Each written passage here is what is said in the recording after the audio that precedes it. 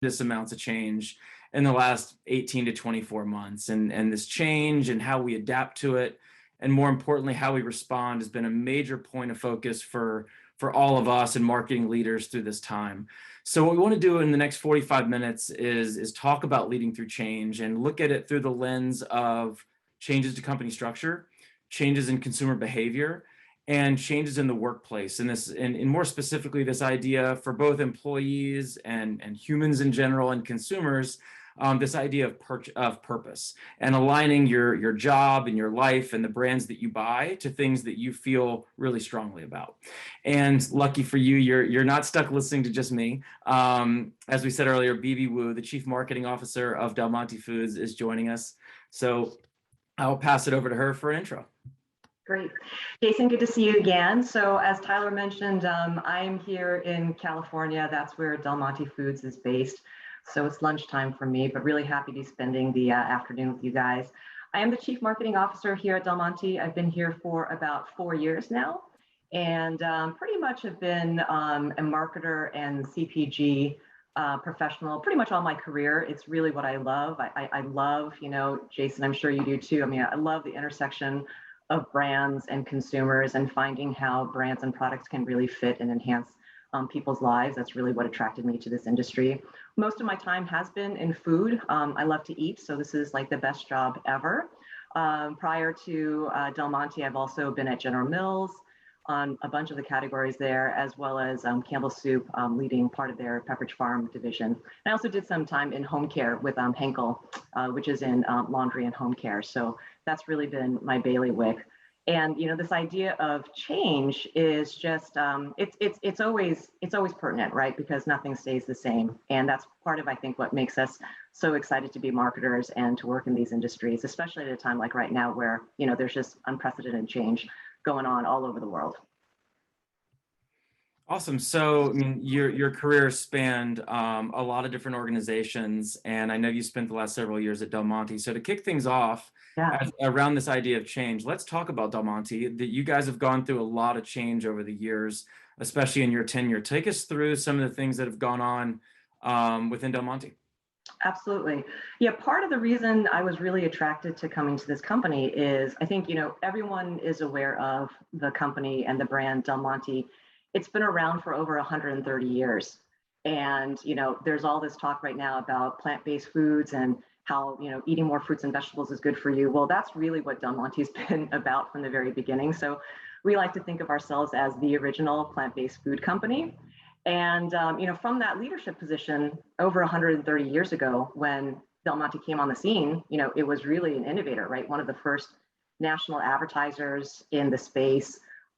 Really one of the first to be canning fruits and vegetables, which at the time was considered, the ultimate in convenience and quality, and still, a really, really pertinent, great brand offering quality products. But I think it had gotten a little bit dusty. I think it had the opportunity to become more relevant and in products and benefits and communication to the consumer. And that's really what I love doing. I love taking on businesses and brands that have a really strong core purpose and really wonderful things about the equity and the DNA. And then, really brushing it off and really making it much more pertinent for the families of today. So, and in the last 4 years, that's exactly what myself and other members of the leadership team and the overall organization have been trying to do, is just really transform this company that people had primarily thought about just being, canned fruits and vegetables, into really what it was from the very beginning, which is a very, very innovative, consumer-centric brand with products that fit into their lifestyles. So part of that transformation, Jason, is really getting us focused on expanding into new categories, getting us into more areas of the store, so not just center of store. Especially these days, we know that a lot of the consumers, especially the younger consumers, are shopping, the perimeter, and really getting us into just more benefits and day parts. So that's really what our focus has been. And, my team and I have been very much focused on bringing innovation to the forefront, so that we don't just mean, canned green beans or canned peaches. We still have them and people still love them, but we've been innovating into new spaces like frozen and the refrigerated perimeter, and in fact, bringing out brand new brands into new categories as well. Got it. And you hit on something that I've been thinking about on this topic, and you mentioned like younger consumers are not shopping the center of the store. They're doing more of the racetrack around the outside and picking up more convenient items.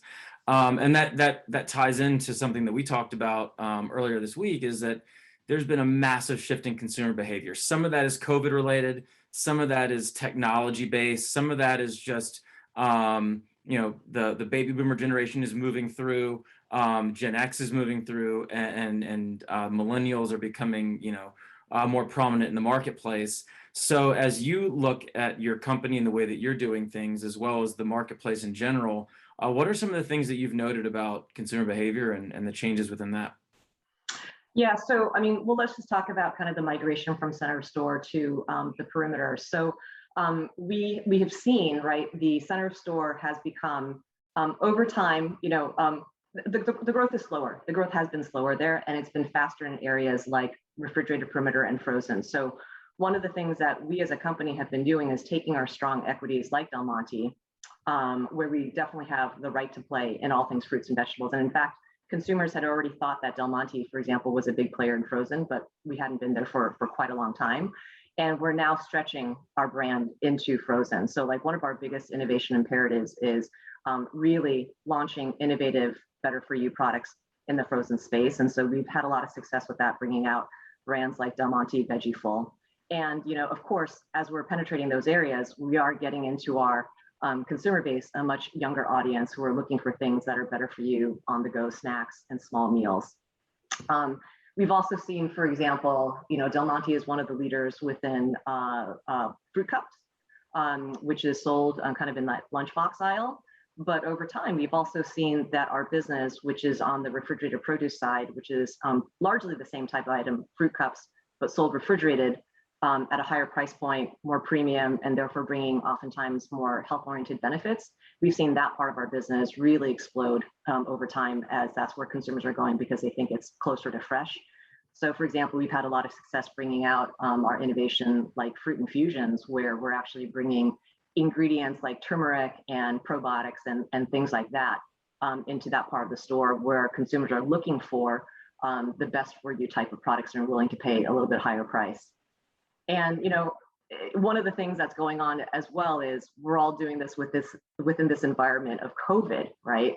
Which has been obviously a super challenging time for all of us as a community and as a globe.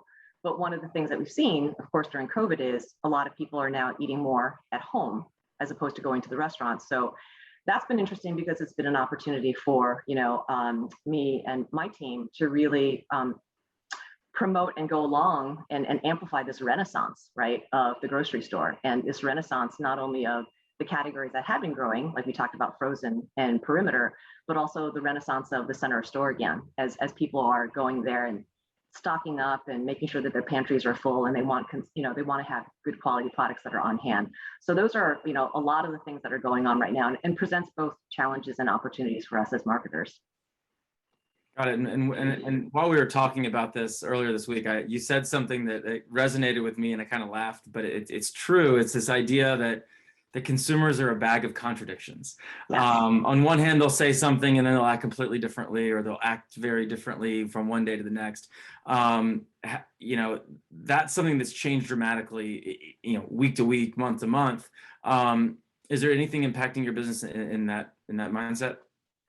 Yeah, and I guess it goes along with this overall theme of change. The fact that I think consumers are a bag of contradictions. Either if you look at just the overall consumer landscape, no one consumer is like another. But then even you and I as an individual, depending on what question you ask me, what time of day, I may feel really differently, answer really differently. So it's this whole idea as marketers, you just always have to be ready to have kind of like the ground underneath you move. It's always moving and changing. What's really interesting about COVID is we've done a lot of research, both our own direct research as well as looking at information that's out there. It's very interesting because consumers are like completely split on how they're feeling in this environment. So for example, if you ask consumers within this environment, which COVID is a big part of the landscape, are you feeling okay? Are you just coping, or are you anxious? It's pretty much a third, a third, a third. And to be honest, actually, maybe there's a little bit more weighted towards the I'm sort of coping. So, you've got consumers who are across this entire spectrum. And I think it really speaks to some of the overall macro trends we've been seeing too, which is, in fact, some people are feeling A-okay, and some people are feeling super anxious. And it kind of speaks to this continuing divide we see, right, amongst society. And there's been a lot written about how, now more than ever, we see a widening in people in terms of their income, in terms of their security, in terms of all those things, right? So you truly have an environment where you're trying to meet the needs of consumers, and they can run all the way the gamut from I'm feeling just great to, I'm super, super anxious and I don't, I worry about the next paycheck. And so, for our brands, we have to be able to respond to that because, we really look at our portfolio and try to have offerings that can meet those needs. So for example, I think that for the longest time, the core of our business has always been going after what we call like the mainstream, right? The mainstream, you'll find us in mainstream retailers, like a grocery store, like, your main club store. And, if you think about products in terms of good, better, best, we were, like the better, we're always like that main brand that's out there. And we really wanted to be able to have more offerings for the people who are maybe the anxious ones, and then have more offerings for people who are just feeling A-okay. And so over time, we've really built up our portfolio to have more value offerings, right? So we're coming out with products that work exceptionally well, for example, in the value channel and at dollar stores. And we're coming out with items that are much more value added and at a premium price point, many times in places like frozen and in refrigerated perimeter, as I talked about. So I think, being able to be nimble and adjust to the different consumer needs at any given time, especially during COVID, has been one of our big both challenges and opportunities. Yeah, and talking about channel, and the shift to dollar stores and having a variety for that, or a product portfolio specific to that type of consumer. The other thing that I think COVID has accelerated is e-com, and whether that's Amazon or anything delivered to your house, or simply buying online and picking up in store. That changes the dynamic because there's not as much exploring in the store as they're exploring online, and then they're typing in a specific brand to buy as opposed to a category. How has that affected, or what have you guys done to change the way that you go to market with the lens of e-com? Yeah, I mean, e-com for sure is a big bet for our company, as it is for every other company. One of the things that we've done over the past couple of years is, I would say, we've more than doubled down, we've tripled down on e-com. And that is the case when you look at the amount of investment we put behind it. It's the case when you look at the amount of dedicated headcount we put behind it. And I think it's important to note that it's not just about doubling, tripling down on your resources, but making sure that you do it in a way that e-com doesn't feel like it's off in a silo, right? So like, oh yeah, we've staffed up an e-com team. Oh yeah, now we have an e-com budget. Like if you only treat it that way, you're not going to get the full benefit of it.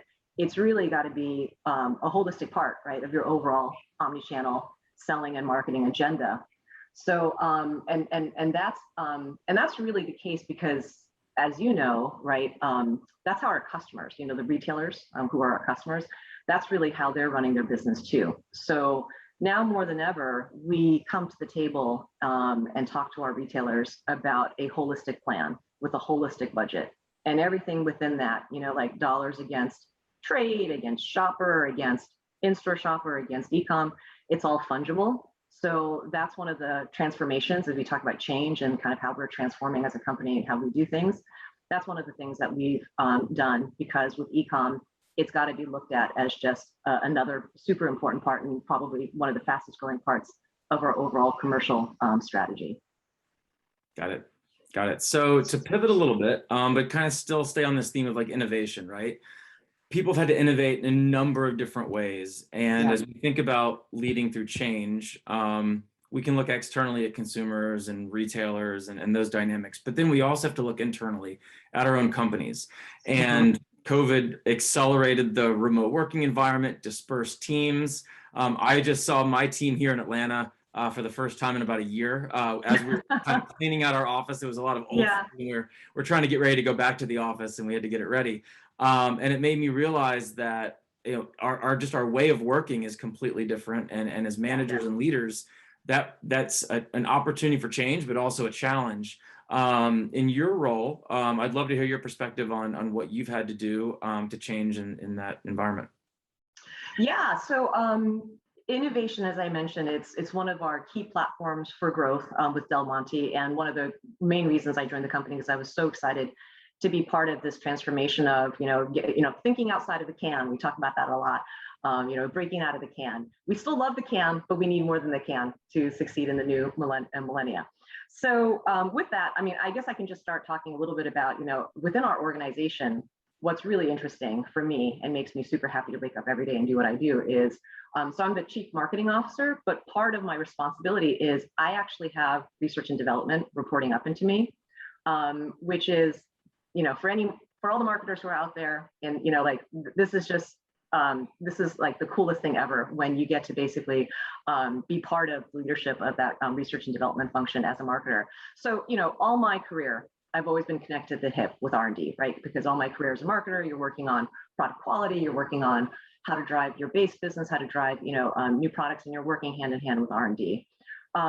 Something that the CEO, Greg Longstreet, who I reported to, part of his vision was he wanted to go beyond that. He really wanted to make it one seamless, one team, one dream, so that we just really, take any and all of the friction and ambiguity out between the work of marketing and the brands and the innovation driven by the product development and packaging development teams. So that's been so cool. And when you think about, the power that you can harness with all of that creative energy, and everyone's aligned against the business goals and priorities, because you've got your marketing business units and your R&D in one department, it's really powerful. So that's been one way, we've been navigating innovation in kind of a new and transformative way. And then COVID, right? As you just said, congrats, you've met, some of your team members for the first time, or seeing them for the first time in 1 year. And it's amazing, right? Like, one of the things that we always talk about is when you finally get to see someone after you've built up this relationship through, Zoom and things like that, is you realize, wow, I didn't know you were so tall, because you pretty much only know them from this much, and now you see their whole person, and that's super fun. And I just experienced that not too long ago when we went off for our first national sales meeting in about 2 years. And you see all these people again, and you realize, my goodness, wow, I can really appreciate, like your whole person now. But yeah, it's definitely made work more challenging, right? This whole working from home thing. And, and especially when you're trying to innovate, right? Because collaboration and being with people is even more important than ever. We've been really agile with it, though, I would say. We have really not missed a beat. And part of it is using technology like we are here, effectively, which we do.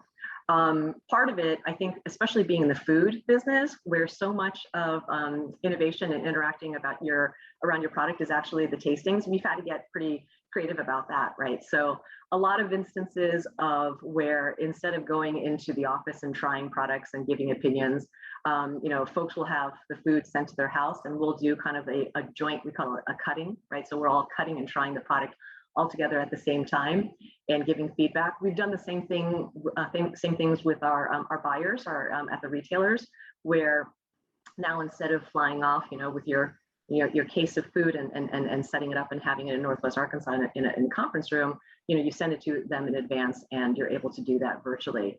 In addition to, really utilizing things like video, right? So now we're actually packing together in our sales materials, as a matter of course, always a video that depicts, the product benefits, how does it cook up, how does it cut against competition.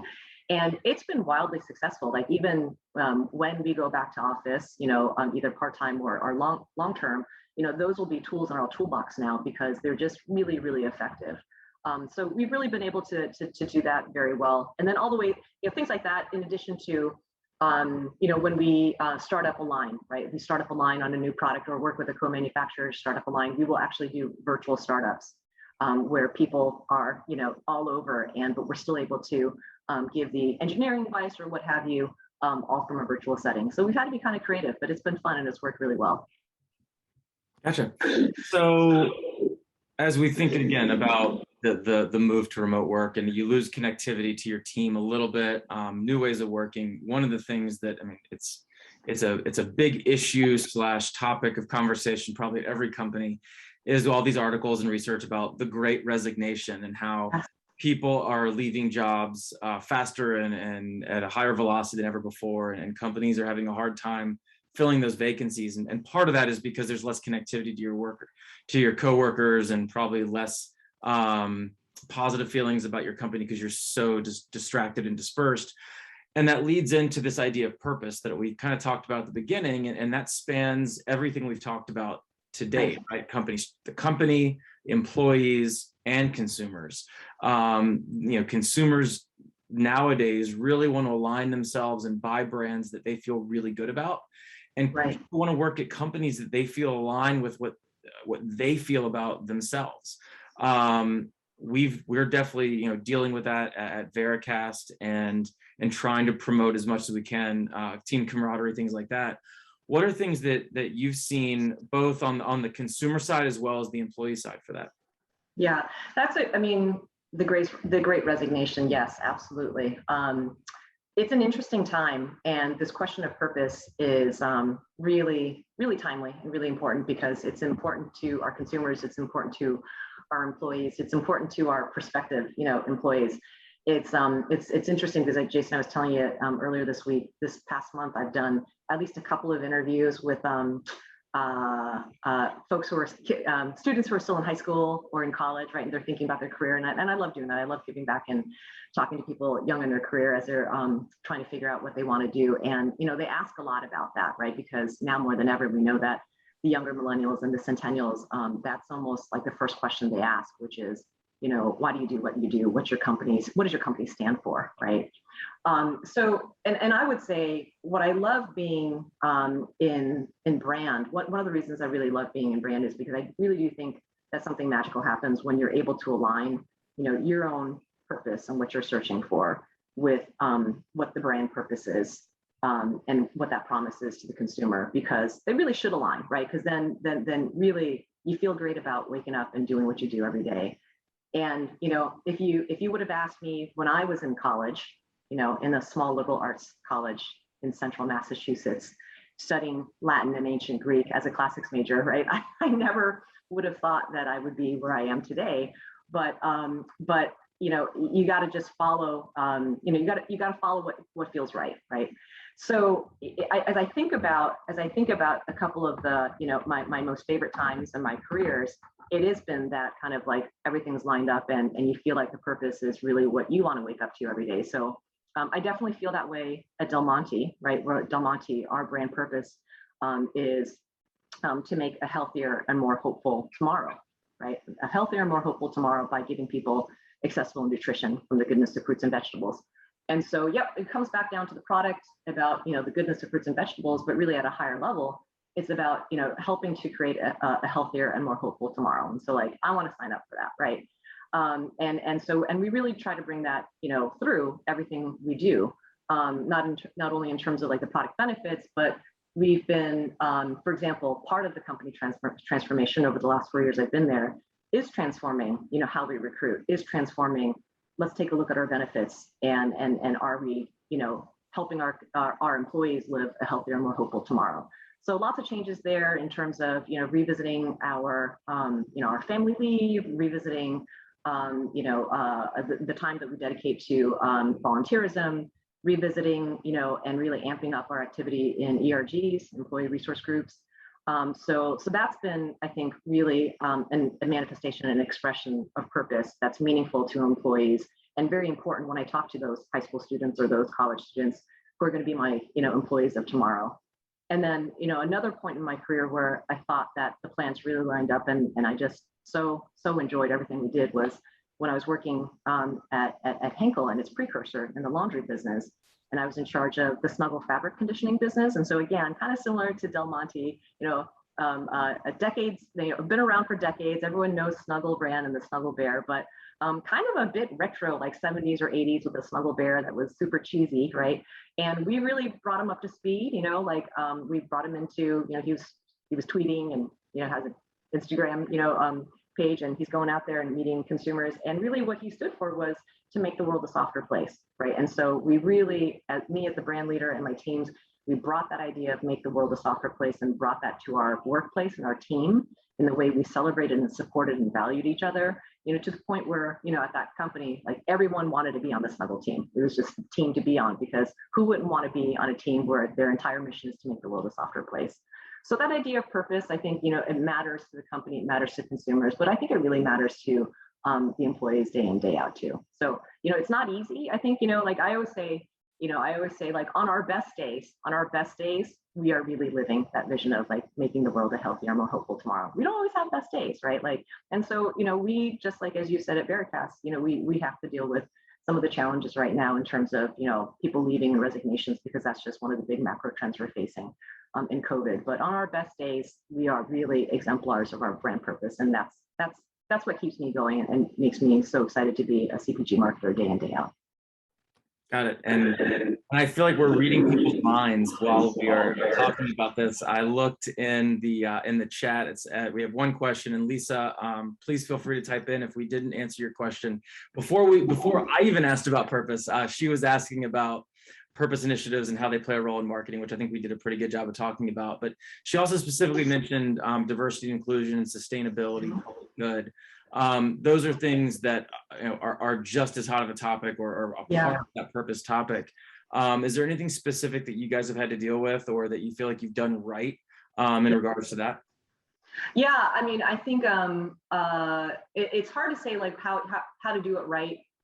I think there are ways to do it wrong, but there's no one formula for doing it right. And I would say, very exciting time to be, in a position where you can really help a company grow more along the lines of diversity, inclusion, and really supporting employees in all the ways that they need and want to be supported. And for one thing, we have really pushed up and sped up our efforts in D&I and communities, and launching and supporting a plethora of employee resource groups. So I'm the executive sponsor of our LIFT group, which is our women's professional network, but it's not just for women, it's all about allyship as well. And I love LIFT. It's an acronym for Leaders, Innovative, Fierce, and Talented. So that's what on our best days we really aspire to be day in, day out. And I'm also super involved in our DAWN, our Del Monte Asian American Workers Network. And so that's been a really big part of why I've been able to meet so many new people too, first and foremost at Del Monte. And I think this idea of just allyship is also really important to recognize, because some people think, well, what if I don't fall into any of those, categories? It's really more about recognizing, embracing that people come with a whole set of experiences that you may not be familiar with and know about, but it's valuable to us as a company, as a coworker, and also to better be able to do your job, right? To market the products that we want to market to the people who are out there, to be able to understand that. And so that's where the allyship comes in. Got it. So the last question I have, and I'm gonna pause for a second, just remind everyone, you please use the chat function. We would love to answer questions that are still kind of sitting in your brains out there that we haven't covered yet on this subject, or really anything as it relates to marketing and leadership and change leadership. And while we're waiting on a couple other questions, I'll ask you one last thing that's been on my mind, and not just from my role at Vericast and working with our clients through this challenge, but also like it's all over the news as we gear up for holidays and gift giving and going and shopping for gifts. My kids are very worried about what toys are going to be on the shelf with supply chain. Whether it's a domestic supply chain with climate change and drought affected crops, or international supply chain being able to get things in through our ports into the supply chain, out on the shelves and inventory. There's a massive crush right now, and I think everyone is feeling that. especially going into Q4 where shopping trips tick up. What are some of the things that you guys are taking note of or preparing for or doing to kind of stave this off? Yeah, really, really timely question.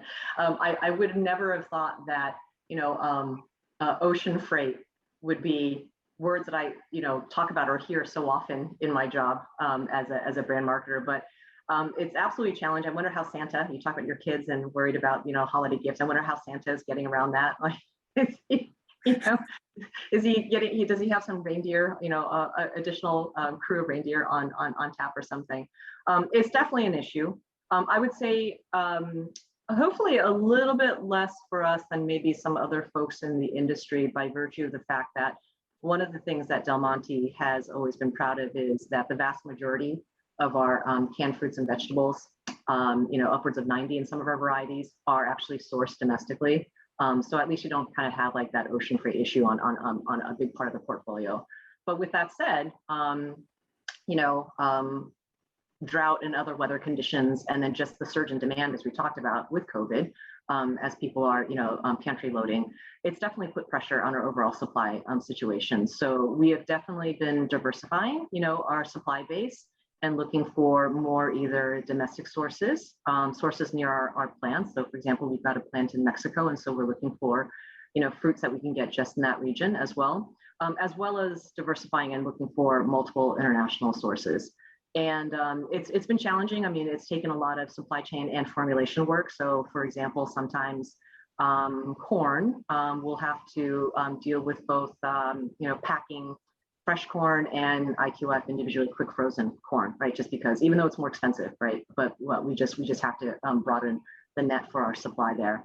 And the lead times, as we just saw, lead times are super long. And so it's taking us now a longer period of time to be able to meet some of those demand estimates.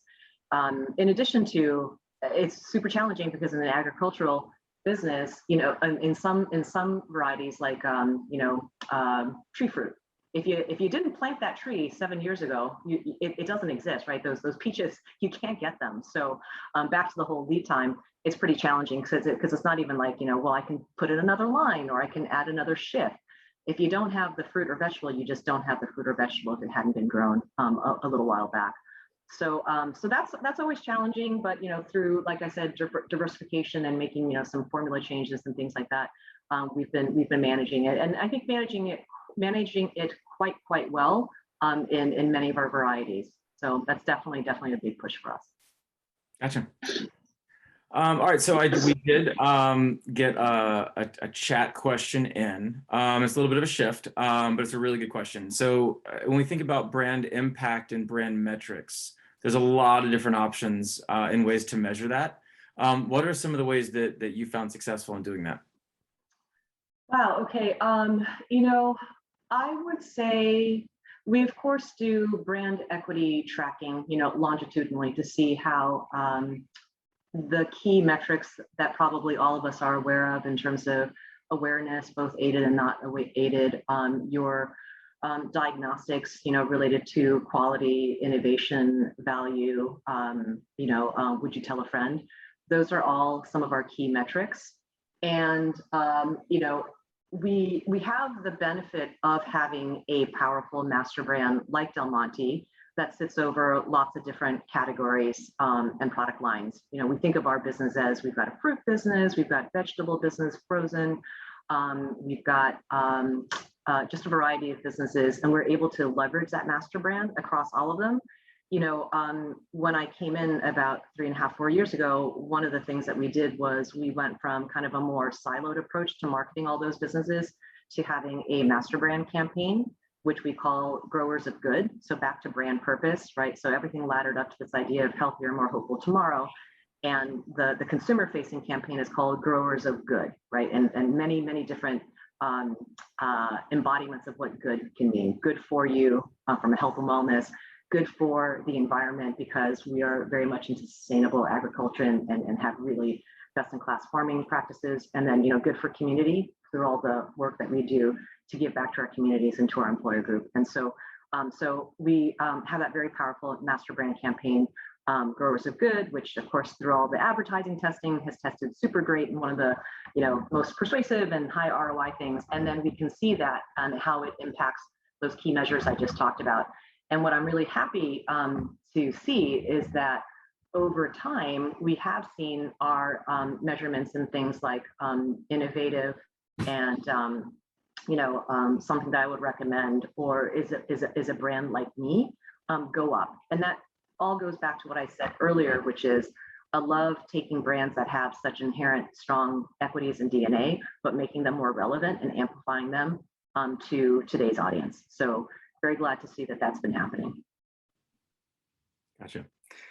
All right, I know we're running a little short on time, but we have a few more minutes. If anyone else has questions, please pop them in the chat.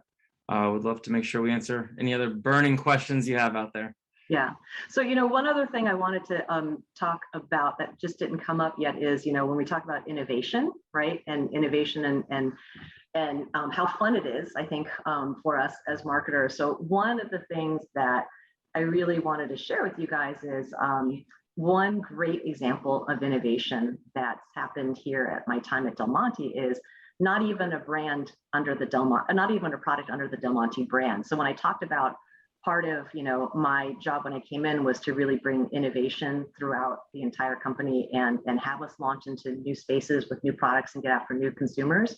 One of the things that I'm really proud about is that we just launched this brand called Joyba, and the product is actually a bubble tea. So has nothing to do with Del Monte, doesn't have the Del Monte brand on it, but it's interesting how we got there because we had noticed obviously the huge trend in bubble teas, right? Everyone goes to a bubble tea shop and they get their milk tea or their other fruity kind of bubble tea, and they pay $6 or whatever for a cup of this. And so the first thing we did was we took those popping bobas and put them into our fruit cups, and they were a huge hit, right? So imagine what kid wouldn't want to open a lunchbox and get their fruit cup and have, in addition to their peaches and their little maraschino cherries, these popping bobas. So really big hit. And then we said, well, wait, why don't we actually do this in beverage and be among the first to actually bring it to a place like a Safeway or to a Costco where you can actually buy it and not have to pay the $6. So we did that, and it's been so fun. And I always hold that up as an example of true innovation, where we just kind of went completely out of the can, went out of the box, and recognized this big trend in terms of bubble teas from these retail shops, and then brought them into a ready drink product. So, as a marketer, I can't think of anything more fun to do. And so that's just been, I think, a really good example of how you can really implement innovation in a way that's fresh and new and, can be super successful. So just wanted to make a plug for that. Go try it. Limited distribution, but you can get your hands on it. You'll love it. Yeah, it sounds good. Tyler, I saw you pop up. Did you have any last questions or thoughts? I did see there was another question, I think. Oh, I didn't see it yet. Thought there was. Yeah. So Amy was asking, can you talk about what it's like being a woman of color and a mom in your role over the last few years, and how's that, or does that help you innovate? Wow. Okay. I need 2 hours and I need to lie down on a couch to talk about this one. Yeah. Absolutely. I think, if part of innovation and part of being a leader is being able to juggle a lot of different things and a lot of different priorities, I think definitely being a mom and a single mom at that, and being a woman of color in a leadership role, that it definitely presents a lot of opportunities and challenges. Super proud of where our company's gone from. So I was just thinking, I talked about the national sales meeting, and I was up there doing an executive Q&A, and out of 6 of us, there were 3 people of color. I was the one woman, but if I turn back the clock to maybe 4 years ago, I would have been the only one, right? The only non-white male. So I think we have definitely